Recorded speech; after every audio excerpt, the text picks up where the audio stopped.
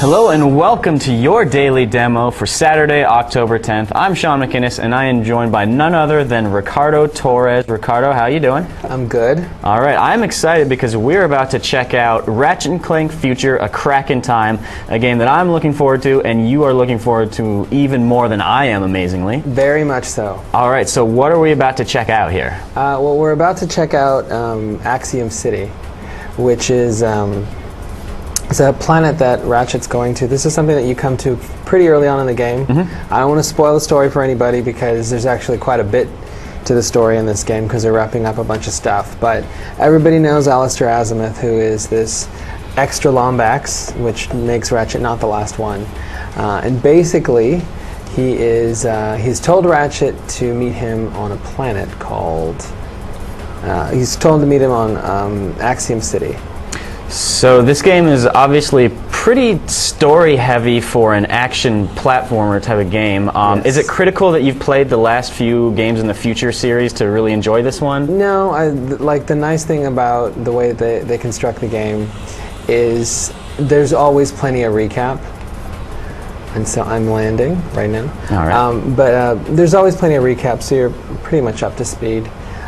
Because this one kind of picks up where Quest for Booty left off. Okay. But all you really need to know is that Ratchet is trying to find Clank. And Clank is separated from him. What's the sort of balance between the Ratchet levels and the Clank levels in this game? The Clank levels are really different this time out because Clank has like powers, time powers, kind of like mini Braid.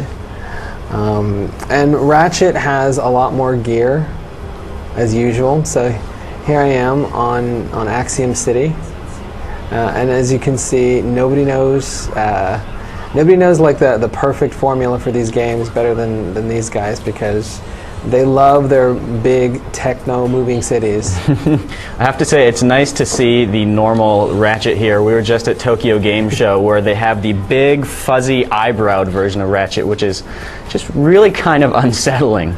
Yeah, you know. Unfortunately, they felt the need to go ahead and slightly tweak him for the Japanese audience because they felt that would make him a little bit more appealing to them.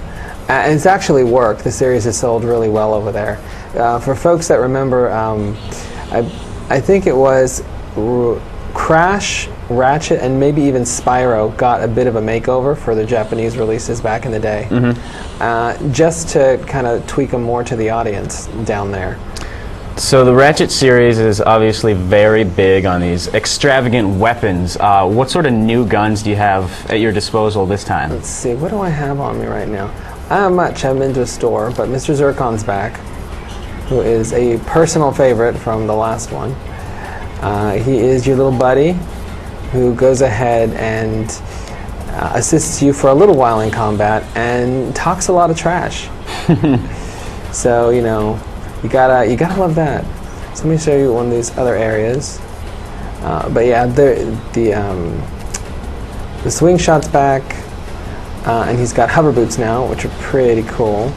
And you use them to access different areas. Got some weapons, and you see Mr. Zircon's doing his work. But they like explosions in this game, like hardcore. And the leveling system's back for your gear, as you can see. My glove went up in level. And there are flying saucers, which are that drop not nice things. That's all right. It's just an opportunity for you to blow up even more stuff. Yeah. Really do have to, you can't go on enough about how smooth this runs, despite the fact 9 times out of 10 you're blowing everything up. And there's a lot of customization to the weapons too, right? Yes. They've added a whole new thing called Constructo Weapons, which lets you find pieces. Please don't let me fall. Yes. You can do a lot of modding to your weapons actually in this one.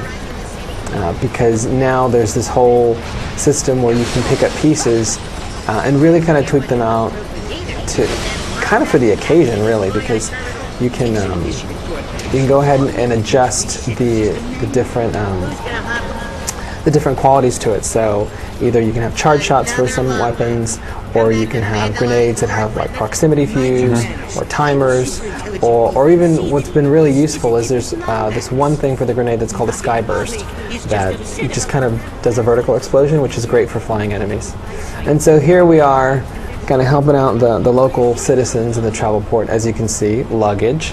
And these are the locals, not really photogenic people. Got some attitude, but you know, Ratchet's very very helpful. And let's see, of course, Mr. Zircon. And you know, it's very much a platform, even though it's got like all these kind of additional trappings. There's still great things like this where you have to do this jazz. And then for people that played Quest for Booty, you should remember that little feature. Are there any equivalents to what Tools of Destruction did with like the rail grinding and the free-falling sequences? So far from what I've played, they like their rail grinding, so there's plenty of that. Haven't seen any free-falling yet. But you know, we've only seen bits and pieces of the game, and there's a lot of it. Okay, so here we are about to take a look at one of the bosses in the game. Can you set the stage for us? What are we about to see here? We're about to see this big thing try and kill me, like repeatedly. So there's this big, well, it kind of looks like a pacifier actually, now that I'm looking at it. But yeah, so it's this big thing that is an evil robot. I don't want to give too much away, but suffice it to say, what's in it is bad. Uh-oh. And it just gives you an idea of the scale that they like to play with in the game. Yeah, I mean, that's one thing that they did with their most recent game, Resistance 2. They had just had huge, giant boss battles, and it looks like maybe they liked that and they decided to carry it over here. It kind of worked for them, apparently, because now they're bringing these really big, horrible things into Ratchet. Although, in Tools of Destruction, they also had some pretty big bosses, too. If you remember, there was some of those sequences where you were rail grinding, trying to take out this big thing. All right, so what's your strategy here? How do you plan on taking this guy out? The strategy is to stay alive, because Alistair is going to help me. Oh, okay. He's not doing a whole lot for me. He's just stunning it so that I can get on it. And then I'm kind of on my own again. Oh, okay. He's not helpful. Not that helpful. I mean, the man's in his own spaceship. It's got weapons. He can't help. So it's just kind of, you dodge. And yeah. Oh, that was close. Oh. And he's giving you tips, but like from the safety of his spaceship, so I'm a little bitter about that. Easy for you to say, Azimuth. I'm about to get lasered to death. And as usual, the wrench is your friend. All right, so it's definitely going to take a bit of work to fell this Colossus, so we'll go ahead and end here. Ricardo, when is this game out? This is coming out October 27th, and the cool thing is there's all sorts of weird bonuses for pre-orders. I think you can, you know, depending on where you get it, you can either get bolts or neat gear or whatnot. So find out what works best for you. All right, so that just about does it for today's daily demo. Back to you guys.